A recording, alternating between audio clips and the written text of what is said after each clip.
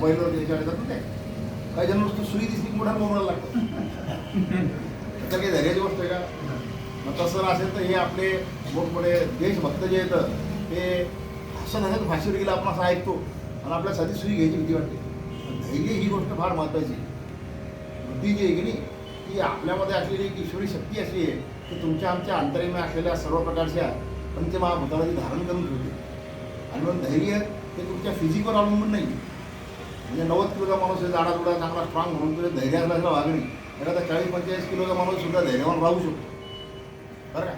आणि वयाचाही तर सगळे संबंध आहे. तुम्ही जर त्या क्रांतिकारकातले जे वेगवेगळ्या प्रकारचे गोळ्या घालणार लोक जर पाहणे चापेकर किंवा ते धिंगरा वगैरे त्याचं वय काही जास्त नव्हतं. भगतसिंग सुद्धा स्वतः. धैर्य ही अलौकिक गोष्ट आहे.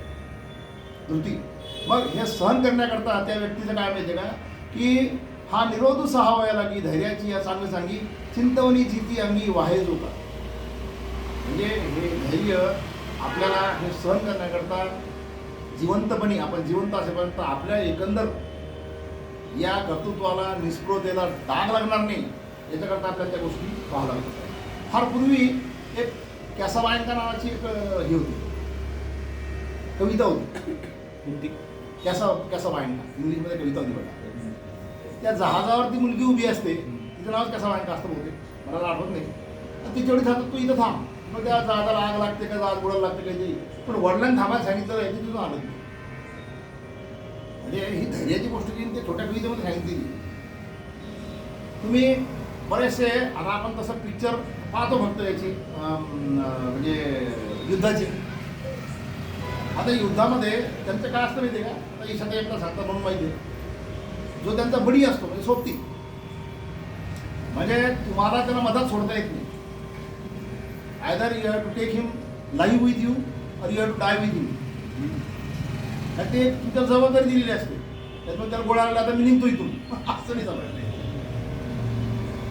ते कोर्ट मार्शल व्हायचं नाही व्हायचं ती गोष्ट वेगळी परंतु त्यांची मानसिकता तशी तयार केलेली असते. You have to take your body live with you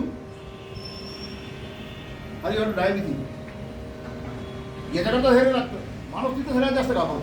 मृत्यू आल्यानंतर मृत्यू समोर गेल्यानंतर सगळ्यात जास्त घाबरतो. म्हणून हे सगळं करत असताना माझं धैर्य कुठे सुटणार नाही. मी जिवंत असेपर्यंत माझं धैर्य सुटणार नाही याची चिंता त्याला असते. पहा ही उई लक्षात येईल. हा निरोधू सहावया लागी धैर्याची सांग सांगी चिंतवणी जिती अंगी वाहे जो का. जिवंत आहे तोपर्यंत मला चिंता कोणती आहे माझं हे चांगलं काम करत असताना धैर्य सुटलं नाही पाहिजे. यश मिळू अपयश मिळू काही मिळू पण मी हे करून राहिलो त्याच्यात माझी हिंमत तुटली नाही पाहिजे.